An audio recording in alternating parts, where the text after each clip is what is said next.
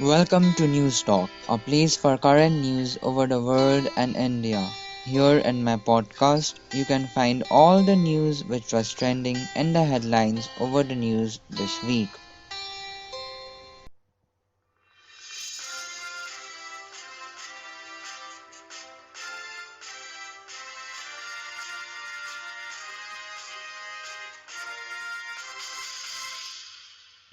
Good morning and Happy New Year. Today is 23rd of January 2021 and I am Nikanor Thapa with your podcast News Talk.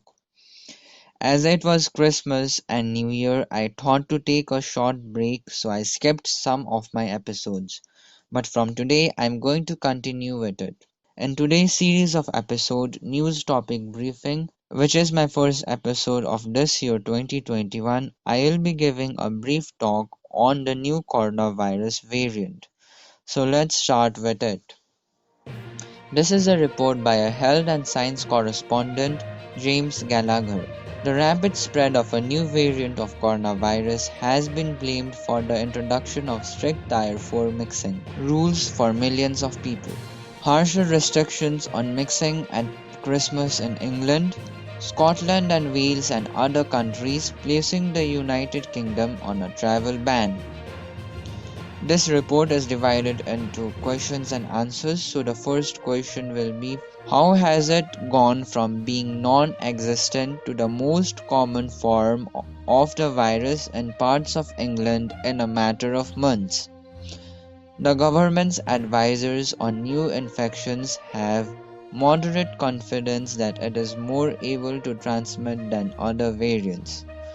All the work is at an early stage, contains huge uncertainties and a long list of unanswered questions. Viruses mutate all the time and it's vital to keep a laser focus on whether the virus behavior is changing.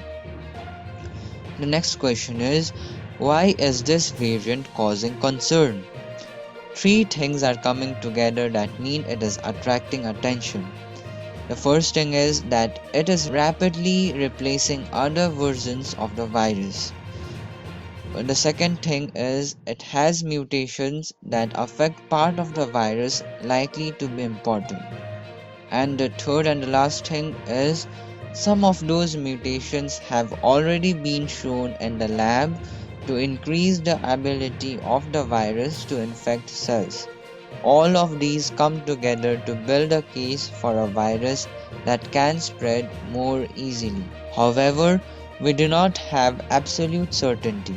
New strains can become more common simply by being in the right place at the right time, such as London, which had only Tier 2 restrictions until recently.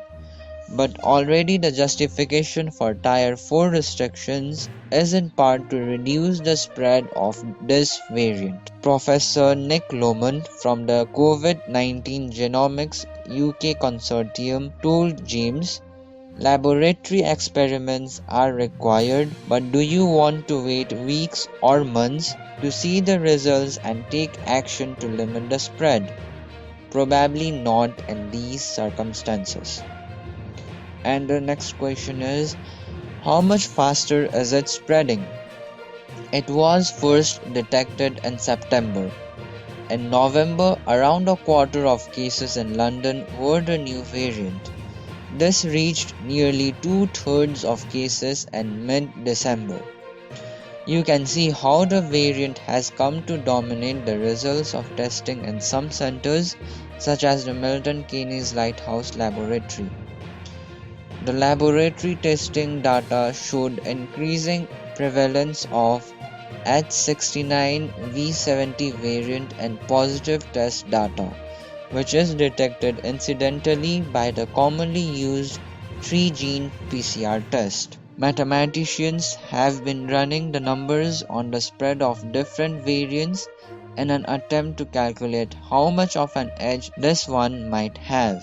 But teasing apart what is due to people's behavior and what is due to the virus is hard. The figure mentioned by Prime Minister Boris Johnson of England was that the variant may be up to 70% more transmissible. During the talk, he said, "It is really too early to tell, but from what we see so far, it is growing very quickly. It is growing faster than a previous variant ever grew, but it is important to keep an eye on this. There is no nailed on figure for how much more infectious the variant may be. Scientists whose work is not yet public have told me figures both much higher and much lower than 70%. But there remain questions about whether it is any more infectious at all." Professor Jonathan Ball, a virologist at the University of Nottingham, said, "The amount of evidence in the public domain is woefully inadequate to draw strong or firm opinions on whether the virus has truly increased transmission." The next question is, how far has it spread? It is thought the variant either emerged in a patient in the United Kingdom or has been imported from a country with a lower ability to monitor coronavirus mutations. The variant can be found across the United Kingdom, except Northern Ireland, but it is heavily concentrated in London, the south east and eastern England. Cases elsewhere in the country do not seem to have taken off. Data from Next Strain, which has been monitoring the genetics codes of the viral samples around the world, suggest cases in Denmark and Australia have come from the UK. The Netherlands has also reported cases. For the UK variant, outside of the UK we see very small number of sequences in Denmark, a bit hard to see, hidden behind United Kingdom Circle and Australia. Their position on the tree indicates that they are likely exports from the UK. A similar variant that has emerged in South Africa shares some of the same mutations, but appears to be unrelated to this one. The next question is, has this happened before? Yes. The virus that was first detected in Wuhan, China is not the same one you will find in most corners of the world. The D614G mutation emerged in Europe in February and became the globally dominant form of the virus. Another called A22V spread across Europe and was linked to people's summer holidays in Spain. The next question is, how do we know about the new mutations? An initial analysis of the new variant has been published and identifies 17 potentially important alterations. There have been changes to the spike protein. This is the key the virus uses to unlock the doorway to our body's cells. One mutation called N501Y alters the most important part of the spike, known as the receptor binding domain.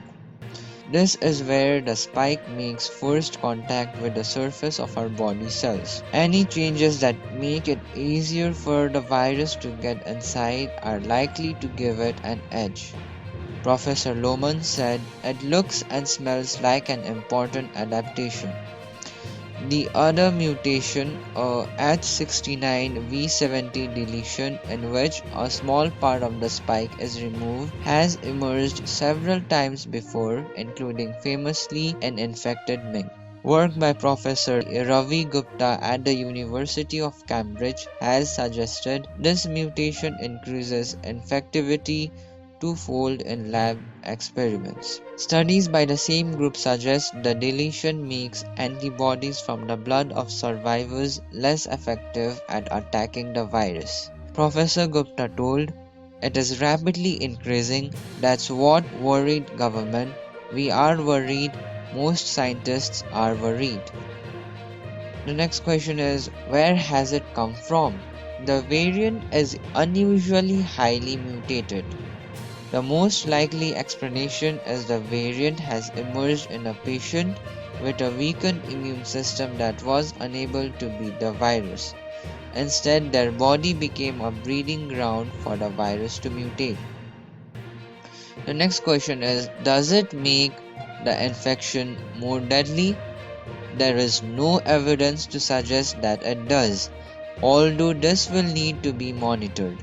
However, just increasing transmission would be enough to cause problems for hospitals. If the new variant means more people are infected more quickly, that would in turn lead to more people needing hospital treatment. And the last question is, will the vaccines work against the new variant? Almost certainly yes, or at least for now. All three leading vaccines develop an immune response against the existing spike, which is why the question comes up. Vaccines train the immune system to attack several different parts of the virus. So, even though part of the spike has mutated, the vaccines should still work. Professor Gupta said, but if we let it add more mutations, then you start worrying. The virus is potentially on a pathway for vaccine escape. It has taken the first couple of steps towards that. Vaccine escape happens when the virus changes, so it dodges the full effect of the vaccine and continues to infect people. This may be the most concerning element of what is happening with the virus. This variant is just the latest to show the virus is continuing to adapt as it infects more and more of us. A presentation by Professor David Robertson from the University of Glasgow concluded the virus will probably be able to generate vaccine escape mutants. That would put us in a position similar to flu, where the vaccines need to be regularly updated. Fortunately, the vaccines we have are very easy to tweak. And today, here in the Kalimpong town, there will be a high of 17 degrees Celsius and low of 7 degrees Celsius. That's all for the news for now. I will be back on coming Saturday with my series of episode News over the World and India. Thank you for tuning into my episode. To give me feedbacks and for more information, visit this podcast's website at www.nikanotapa14.wixsite.com/newstalk, which is in my description. Or you can also leave a voice message by pressing the link which is also in my description. Have a great weekend and goodbye.